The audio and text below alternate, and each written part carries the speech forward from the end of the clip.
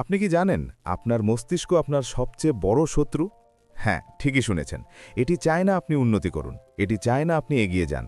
আপনার মস্তিষ্ক চায় আপনি নিরাপদে, আরামে, অলস হয়ে বসে থাকুন সারা জীবন।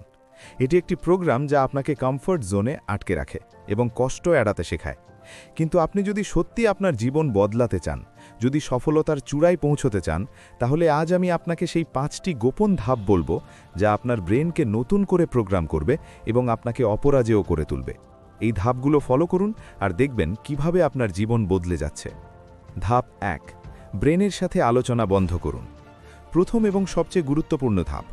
আপনি যখন সকালে ঘুম থেকে ওঠেন বা জিমে যাওয়ার কথা ভাবেন, সাথে সাথে আপনার ব্রেন বলতে শুরু করে, আজ না, একটু বিশ্রাম নেওয়া যাক, কাল যাওয়া যাবে। অথবা বলে, আজ শরীরটা ভালো লাগছে না, একটু পরে করি। এটি আপনার চিন্তা শক্তি নয়, এটি আপনার ব্রেনের সার্ভাইভাল মোড। লক্ষ বছর আগে আমাদের পূর্বপুরুষরা যখন জঙ্গলে থাকতেন, তখন এই সার্ভাইভাল মোড তাদের শক্তি সঞ্চয় করে বাঁচিয়ে রাখত। কিন্তু আজকের দুনিয়ায় এই একই প্রোগ্রাম আপনার ধ্বংস ডেকে আনছে। আপনি যখন কোনো কঠিন কাজের কথা ভাবেন, তখন ব্রেন মনে করে আপনি বিপদে আছেন, তাই এটি অজুহাত তৈরি করে আপনাকে থামিয়ে দিতে চায়। আপনি যদি এর সাথে তর্ক শুরু করেন, আপনি হেরে যাবেন, কারণ ব্রেন অজুহাত তৈরিতে বিশ্ব চ্যাম্পিয়ন। এটি হাজারটা যুক্তি দিয়ে বসবে কেন আপনার আজ কাজ করা উচিত না। তাই কোনো তর্কময়, শর্তহীন আত্মসমর্পণ করুন। কাজের কথা মাথায় আসতেই সাথে সাথে অ্যাকশনে চলে যান। 5 সেকেন্ডের নিয়ম মনে রাখবেন। কাজ করার কথা ভাবার 5 সেকেন্ডের মধ্যে যদি না উঠে যান, তাহলে ব্রেন আপনাকে থামিয়ে দেবে। তাই কাউন্টডাউন শুরু করুন।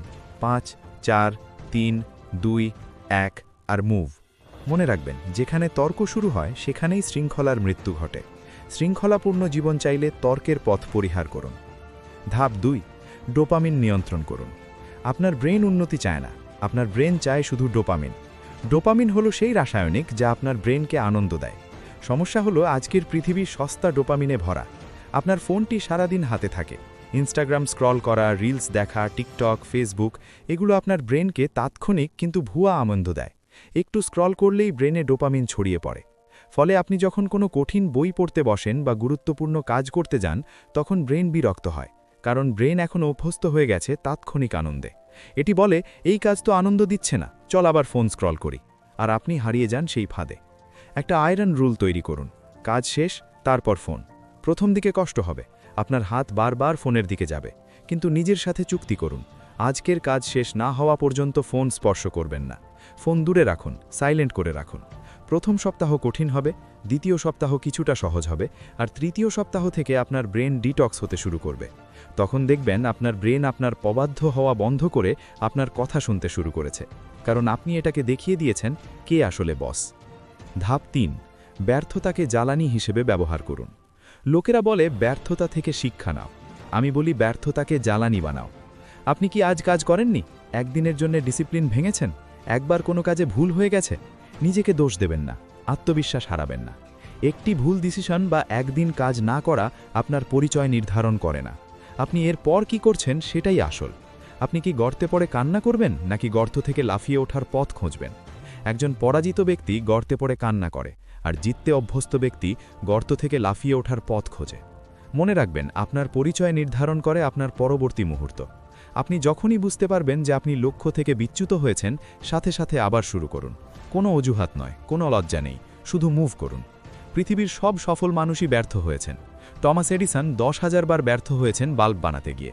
তিনি বলেননি আমি ব্যর্থ, তিনি বলেছিলেন আমি 10,000 উপায় পেয়েছি যা কাজ করে না। ব্যর্থতা সফলতার বিপরীত নয়, ব্যর্থতা সফলতারই একটি অংশ। ধাপ 4, কঠিন কাজকে অভ্যেস করুন। প্রতিদিন অন্তত একটি কাজ করুন যা করতে আপনার ভয় লাগে বা গা ছমছম করে। সেটা হতে পারে ঠান্ডা পানিতে গোসল, সকালে দৌড়ানো, কোনো কঠিন প্রজেক্ট শেষ করা, বা আপনার বসের সাথে একটা কঠিন আলোচনা করা। আপনার ব্রেনকে প্রমাণ দিন যে আপনি এমন একজন মানুষ যে কঠিন কাজ করতে ভয় পায় না। প্রথম দিকে কষ্ট হবে, আপনার ব্রেন চিৎকার করবে, বন্ধ করো, এটা খুব কঠিন। কিন্তু আপনি থামবেন না। একবার শুরু করুন, দেখবেন আপনার ভিতরের মানুষটি বদলে যাচ্ছে। ধীরে ধীরে আপনার পরিচয় বদলে যাবে।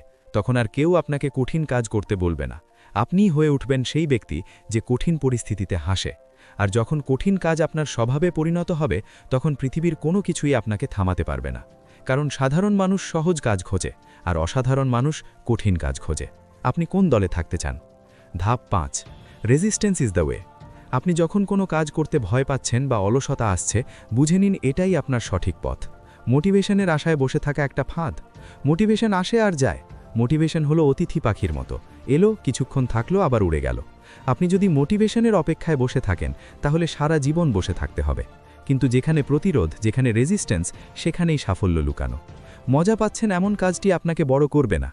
যে কাজটা করতে কষ্ট হচ্ছে সেটাই আপনাকে বড় করবে। অস্বস্তি বা ভয় আপনাকে পথ দেখায় যে আপনার উন্নতির জন্য কোন দিকে যাওয়া প্রয়োজন।